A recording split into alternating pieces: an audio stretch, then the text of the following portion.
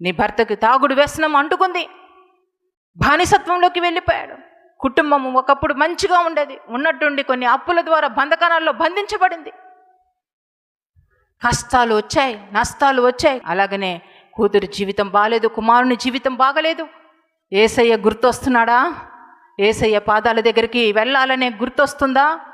ఒక ఇబ్బందికరమైన వార్త వింటున్నప్పుడు ఎస్తేరుకి మొదటిగా గుర్తొచ్చింది మెస్సయ్యే, యేసయ్యే, మహోన్నతుడే, దేవునికి మహిమ కలుగునుగాక. దేవుడే గుర్తొచ్చాడు. ఈరోజు మన జీవితంలో ప్రతి విషయంలో మనకి మొదటగా గుర్తు రావాల్సింది ఏమిటి? యేసయ్య. యేసయ్య పాదాల దగ్గరికి సమస్య వెళితే సమస్యగా ఉండదిక. సమస్యను మన దేవుడు తారుమారు చేసే దేవుడు. మారా అనుభవం యేసయ్య దగ్గరికి వెళితే అది మధురంగా మార్చబడుతుంది. దేవునికి మహిమ కలుగునుగాక.